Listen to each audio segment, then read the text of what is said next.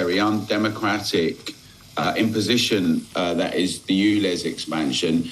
And we're really seeing how it's galvanising people across London and outside London, the surrounding counties. And we also know that, obviously, Labour and Conservative, everyone's very nervous about it. Keir's intervened, as has Tony Blair, about net zero, which obviously underpins the whole thing. So there's a big discussion going on about, what's being done, what it really means, what are the, costs and benefits of this type of thing. Why was the consultation ignored? The majority said no. Why were AMPR cameras bought in advance for surveillance and implementation of something that, if you're going to have a consultation and see what people think, then you ignore people. It's all very, very problematic, as well as the lies that are being told. 4,000 people dying a year. The Imperial research never said anything like that.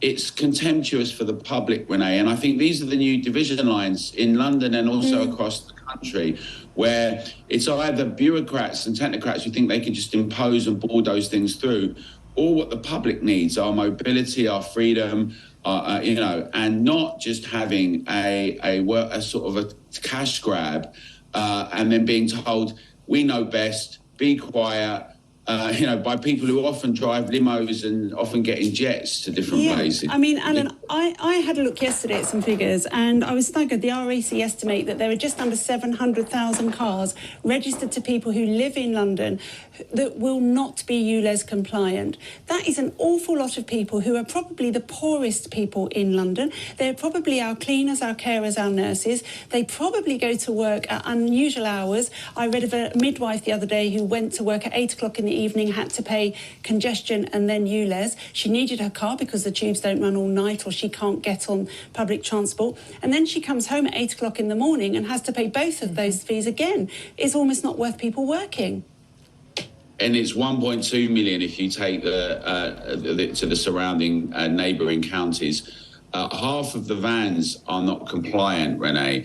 And the whole idea that the city council is then going to take our money and give a very paltry sum for, if you're going to get a new EV car, for instance, it's £20,000, the cheapest one, 30,000 for a van, giving a couple of thousand of our money, repaying out our money. You're absolutely right. The thing is that the working people are the ones who are impacted the most. And Labour has the word Labour in it, but if it has any concern and consideration, as some of its MPs do, and as Keir Starmer has said, it's a concern, but not just pause so that they hope they'll win the election and then carry on with what Angela Rayner said they wanted to do, which was to roll these things out to every city, but actually listen to the public and working people. MPs have said already that are in Labour, saying that this is going to damage working people the worst. And it's unacceptable. It's almost as if they have no respect for working people running small businesses, which actually are the bedrock of this country. And they're sneering at us now because, how is a builder supposed to carry his ladders and his tools on an electric bike or, on the tube if he can't afford an electric car? And you're absolutely right. I had a look. The average price of a new electric car is £22,000 and the average price of a second-hand electric car is £17,000. So £2,000 for your old non-compliant car is not going to go far, is it, Alan? It's not. And, people should remember that electric cars as well use carbon to get made, to get forged, the steel and all of the materials to get melded. Then, of course, we've got the cobalt and the copper. We've got all the materials. This whole exercise is really about Sadiq Khan saying, I'm ignoring what everyone wants, what everyone thinks, and I'm just going to do it anyway. There's a bigger concern here as well, which is that lots of local authorities around the country and around London, this is all tied in with low traffic neighbourhoods, 15-minute city question. You've got clean air zones in the Midlands, a low emission zone now coming through in Scotland. We just done an event in Edinburgh. Across the country, these attempts to impose these measures. And what happens in London, will also shape what happens elsewhere. Now, fortunately, Renee, many people are challenging and fighting back.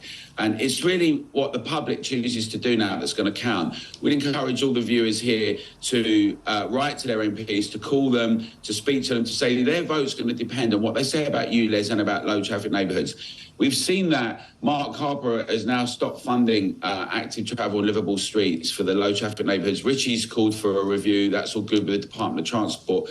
But actually, there has to be a big question about net zero, what it actually means in reality for people.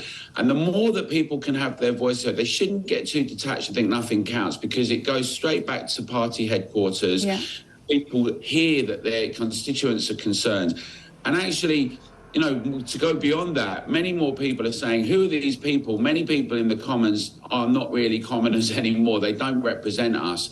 And we need some solutions to the very big issues that we're facing. That means proper infrastructure, questions around energy, productivity, wealth creation for the country. And, you know, that's also why the Together Declarations has launched a cabinet, because these are all core central issues. And over the next year, we're going to be encouraging everyone to stand up together, and people should join us if they agree with that.